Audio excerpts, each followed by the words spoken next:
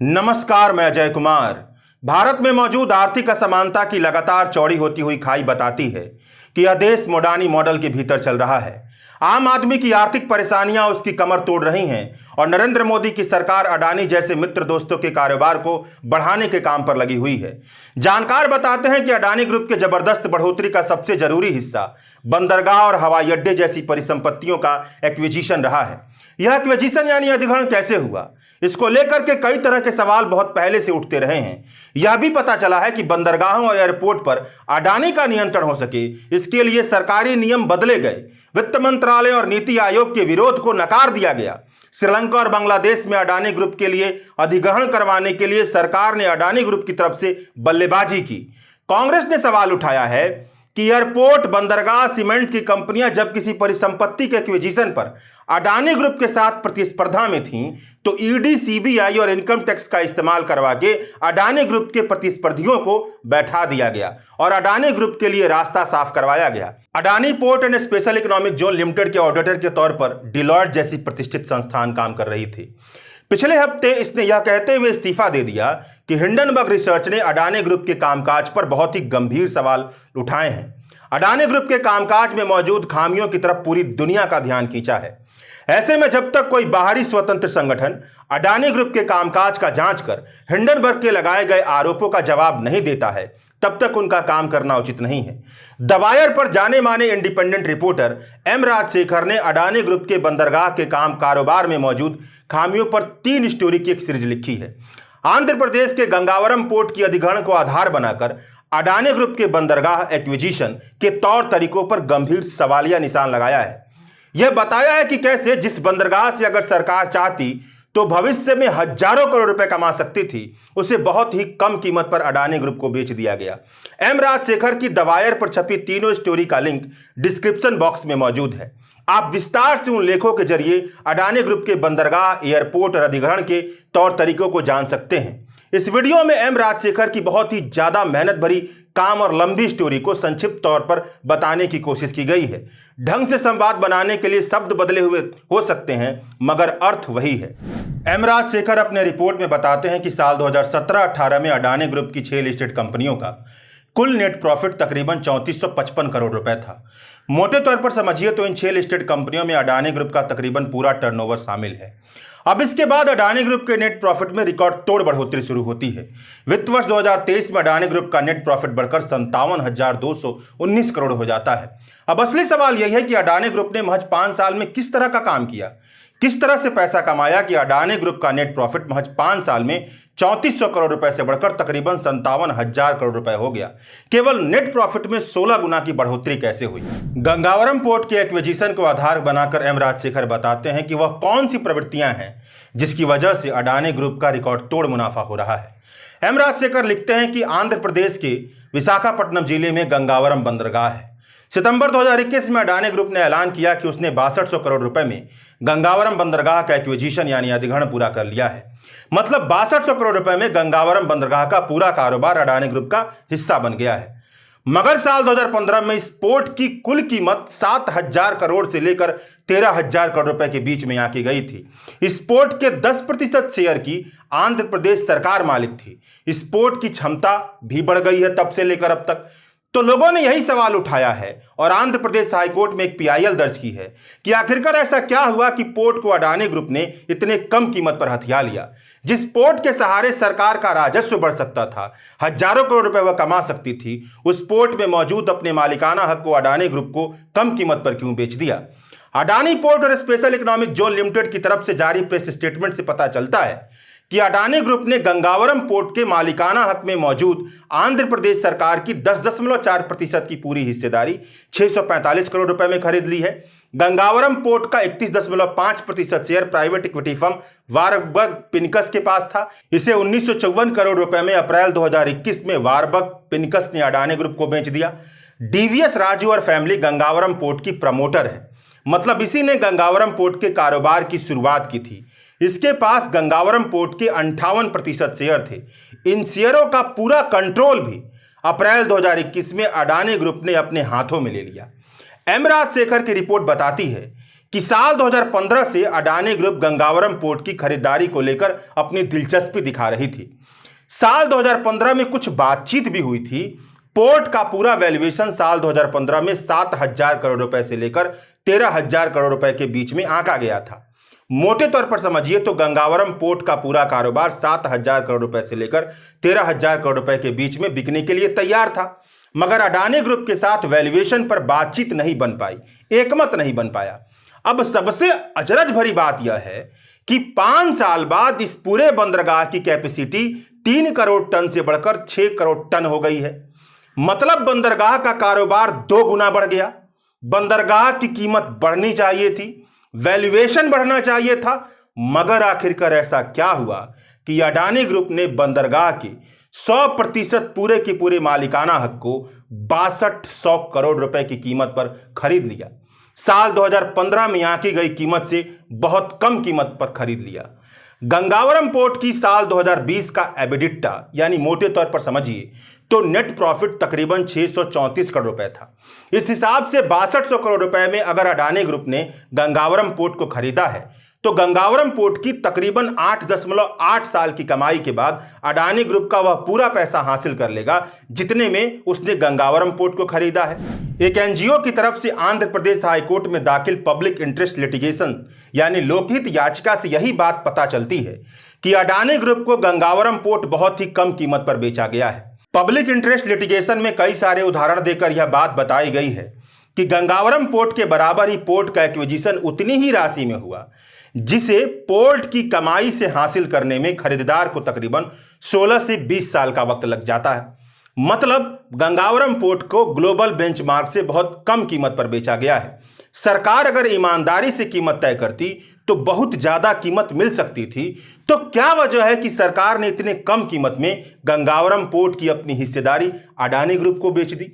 सरकार ने अपने राजस्व को बढ़ाने की कोशिश क्यों नहीं की? गंगावरम पोर्ट पर किसी तरह का कर्ज नहीं है, तकरीबन 570 करोड़ रुपए का कैश बैलेंस है। चंद्रबाबू नायडू जब आंध्र प्रदेश के मुख्यमंत्री हुआ करते थे तो उन्होंने 1800 एकड़ जमीन इस पोर्ट को दी थी। इस पूरे जमीन की मौजूदा वक्त में मार्केट प्राइस तकरीबन 3000 करोड़ रुपए के आसपास बनती है। तो पीआईएल में यही सवाल पूछा गया है कि इतने कम कीमत में गंगावरम पोर्ट का सौदा अडानी ग्रुप के साथ कैसा हो गया? अडानी ग्रुप की लिस्टेड कंपनियों में लगातार कमाई करने वाली listed company Adani port and special economic zone limited ही रही है। मतलब बंदरगाहों के कारोबार से अडानी ग्रुप को लगातार कमाई हो रही है। बंदरगाहों का कारोबार कमाई के मामले में अडानी ग्रुप का सबसे दुधारू कारोबार रहा है। 13 बंदरगाहों का कारोबार Adani port and special economic zone limited के अंतर्गत अडानी ग्रुप संभालता है। इसमें से भारत के 6 बंदरगाहों को अडानी ग्रुप ने अधिग्रहण कर हासिल किया है। यह सारे अधिग्रहण जितनी कीमत पर किए जाने चाहिए उससे कम कीमत पर किए गए हैं, यानी बहुत कम कीमत पर पिछले 9 साल में 6 बंदरगाहों का कारोबार अडानी ग्रुप को मिल गया है। जब अर्थव्यवस्था का उदारीकरण हुआ तो भारत में बंदरगाह पब्लिक प्राइवेट पार्टनरशिप के अंतर्गत बनने लगे। मतलब यह समझिए कि सरकार और प्राइवेट क्षेत्र मिलकर बंदरगाह का कारोबार संभालने लगे। प्राइवेट क्षेत्र को कारोबार में आने के लिए सरकार ने ऐसे नियम बनाए कि जब तक कारोबार प्रॉफिटेबल नहीं बन जाता है तब तक प्राइवेट क्षेत्र को ढेर सारी रियायतें मिलती रहेंगी। एम राजशेखर गंगावरम पोर्ट के सौदे के अर्थशास्त्र को रेखांकित करते हुए बताते हैं कि अडानी पोर्ट वेबसाइट के मुताबिक गंगावरम एक साल में 60 मिलियन टन कार्गो संभाल सकता है। अगर अडानी ग्रुप प्रति टन कार्गो के लिए 300 रुपए का फीस लेता है तो इससे 1800 करोड़ रुपए की कमाई होगी। अगर गंगावरम पोर्ट का ऑपरेटिंग कॉस्ट अडानी ग्रुप के दूसरे पोर्ट के ऑपरेटिंग कॉस्ट के बराबर आता है तो ऑपरेटिंग मार्जिन के तौर पर गंगावरम पोर्ट से अडानी ग्रुप को 795 करोड़ रुपए की कमाई होगी, जबकि सरकार को इसमें से राजस्व का सिर्फ हिस्सा 37.8 करोड़ रुपए मिलेगा। पूर्वी भारत की सीमाओं पर जो पब्लिक प्राइवेट पार्टनरशिप के तहत बनाए गए बंदरगाह मौजूद है उनसे जितनी सरकार को कमाई होती है उसके मुताबिक गंगावरम पोर्ट से सरकार को बहुत कम कमाई होगी, यानी सरकार को नुकसान उठाना पड़ रहा है। एम राजशेखर लिखते हैं कि अडानी ग्रुप ने पिछले 9 साल में अपने कारोबार को बड़े पैमाने पर फैलाया है। पहले से मौजूद बंदरगाह के क्षेत्र में तो अपना कारोबार फैलाया ही है, मगर इसके साथ media, defence, drone, solar panel manufacturing, electrolyser, data centre, urban development project, हवाई अड्डे और भी सारे कारोबार में अपने पांव फैलाए हैं। ऐसे कई सारे मामले हैं जो बताते हैं कि अडानी ग्रुप को अपना कारोबार बढ़ाने में पिछले 9 साल में सरकार का अच्छा खासा सहयोग मिला है। मोदी सरकार और अडानी ग्रुप तो फलती फूलती है, मगर इससे दिक्कत यह हो जाती है कि लोकतांत्रिक सरकार के साख को बहुत बड़ा बट्टा लगता है। एक तरफ अडानी ग्रुप अधिग्रहण करता है और दूसरी तरफ मामला कोर्ट में पहुंच जाता है कि इतनी कम कीमत पर अधिग्रहण कैसे हो गया। अडानी ग्रुप के कारोबार पर अंतर्राष्ट्रीय छानबीन शुरू हो जाती है। लगता है कि आने वाले दिनों में अडानी ग्रुप के कारोबार पर और भी ज्यादा मामले दर्ज हो सकते हैं। भारत के कॉर्पोरेट गवर्नर पर सवाल या निशान खड़े होने शुरू हो जाते हैं। नाम ना बताने की शर्त पर एम राजशेखर को दक्षिण भारत के किसी पोर्ट के एग्जीक्यूटिव अफसर ने बताया कि अगर सरकार के सहयोग और रियायतों को अडानी ग्रुप के पूरे कारोबार से हटा दिया जाए तो अडानी ग्रुप का पूरा कारोबार ढहने के रास्ते पर बढ़ निकलेगा। भारतीय अर्थव्यवस्था अडानी ग्रुप के कारोबार से बहुत बड़ी जोखिम को ढोते हुए चल रही है। एम राजशेखर ने ऐसे कई प्रमोटर से भी बात की जिन्हें अडानी ग्रुप के द्वारा एक्विजिशन का डर सता रहा है, इसलिए वह अपने कारोबार के मालिकाना हक में इस तरह का बदलाव करना चाहते हैं कि भारत सरकार के सहयोग से अडानी ग्रुप उनके कारोबार का एक्विजिशन ना कर ले।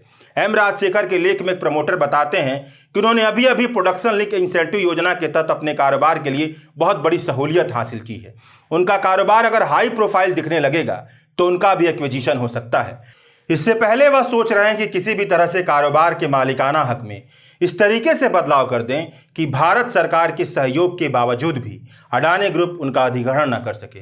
जीएमआर बिजनेस के सीनियर एग्जीक्यूटिव ने बताया कि उन्होंने अपने एयरपोर्ट के कारोबार का 49% हिस्सा फ्रांस सरकार को सौंप दिया है। अब फ्रांस सरकार पर धौंस जमाना तो मोदी सरकार के लिए बहुत मुश्किल होगा। इसके साथ अगर कोई कारोबारी हर तरह के कारोबार में बहुत शीर्ष पर बैठा हो तो एकाधिकार का खतरा बढ़ने लगता है। कई सारे उदाहरण के साथ राजशेखर अपने लेख में बताते हैं कि कैसे बंदरगाह के कारोबार में अडानी ग्रुप मनमानी कर रहा है। इसका बहुत बड़ा नुकसान देश को हो रहा है और देश को उठाना पड़ सकता है भविष्य में चलकर बहुत बड़ा नुकसान। एम राजशेखर ने अडानी ग्रुप की एक्विजिशन करने के तौर तरीके पर जितने आरोप लगाए जा रहे हैं उन सबको लेकर के अडानी ग्रुप से सवाल पूछा तो अडानी ग्रुप ने जवाब तो दिया मगर ठोस जवाब नहीं दिया। वही बात कही कि आरोप झूठे और निराधार हैं। यह दुर्भाग्यपूर्ण है कि सच न होने के बावजूद भी ऐसे आरोप बार बार लगाए जा रहे हैं। जानकार बताते हैं कि भारत में कॉरपोरेट के भीतर चलने वाली धांधलियों को संभालने और रोकने के लिए कई तरह की संस्थाएं हैं। सेबी है, डीआरआई है, ईडी है, सीबीआई है, इनकम टैक्स है और भी कई तरह की संस्थाएं हैं। हिंडनबर्ग रिसर्च ने अपने 106 पन्ने की रिपोर्ट में अडानी ग्रुप पर जो आरोप लगाए हैं वह सारे आरोप पत्रकारों के लगाए गए आरोपों का ही एक जगह पर इकट्ठा करके किया गया डॉक्यूमेंटेशन है। अडानी ग्रुप पर बहुत ही गंभीर आरोप बहुत सारे प्रमाण इकट्ठा करके बहुत पहले से लगाए जाते रहे हैं। सोचने वाली बात यह है कि जिन धांधलियों तक पत्रकारों की पहुंच हो पाती है उन धांधलियों तक कॉर्पोरेट गवर्नेंस से जुड़ी संस्था की पहुंच क्यों नहीं हो पाती।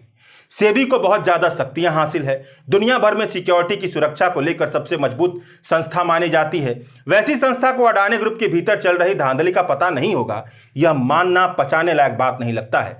दरअसल बात है कि हमारे देश पर अडानी मॉडल हावी है। हमारे देश के प्रधानमंत्री के चेहरे में गौतम अडानी दिखाई देते हैं और गौतम अडानी के चेहरे में प्रधानमंत्री दिखाई देते हैं। ईडी जैसी संस्था को संविधान के आधार पर चलते हुए सेबी के आदेश पर गौतम अडानी के कारोबार की छानबीन करनी चाहिए, तो वह मोदी सरकार के सुझाव पर उन कारोबार को दबाने के कामकाज में लग जाती है जो कारोबार किसी कंपनी के अधिग्रहण के मामले में अडानी ग्रुप के साथ प्रतिस्पर्धा में खड़े रहते हैं। सुप्रीम कोर्ट ने सेबी से कहा है कि अडानी ग्रुप पर स्टॉक मैनिपुलेशन कर शेयर प्राइस बढ़ाने का जो आरोप लग रहा है, हिंडनबर्ग ने जो लगाया है, उसकी छानबीन कर पता लगाए कि सच क्या है। एक तरह से कहा जाए तो सुप्रीम कोर्ट ने सेबी से यह कहा है कि वह पता लगाए कि क्या अडानी ग्रुप ने मनी लॉन्ड्रिंग कर अपना स्टॉक प्राइस तो नहीं बढ़ाया। तो सेबी ने बहुत लंबा समय लिया और अंत में जाकर यह कहा कि वह यह काम करने में सक्षम नहीं है। जिन देशों से अडानी ग्रुप के स्टॉक प्राइस में बढ़ोतरी के आरोप लगाए जा रहे हैं उन देशों में जाकर छानबीन करने की अधिकारिता सेबी के पास नहीं है। मतलब सेबी ने वही बात की जिसे लेकर जानकार अंदेशा जता रहे थे कि जब अब तक सेबी ने कुछ नहीं किया तो आगे वह कैसे कुछ कर सकती है। अभी भी सुप्रीम कोर्ट में सुनवाई चल रही है, देखते हैं कि आगे क्या होता है। मगर जिस तरीके से एम राजशेखर ने 3 रिपोर्ट में गंगावरम पोर्ट के अधिग्रहण की कहानी को आधार बनाकर यह खुलासा किया है कि कैसे जिन बंदरगाहों से सरकार हजारों करोड़ रुपए कमा सकती थी उसे अडानी ग्रुप को बहुत कम कीमत पर बेच दिया गया है, यह बताता है कि भारत में भ्रष्टाचार तंत्र कितने गहरे तौर पर हावी है और अडानी मॉडल भारत की अर्थव्यवस्था को मोदी और अडानी के हाथों में रखते जा रहा है। शुक्रिया।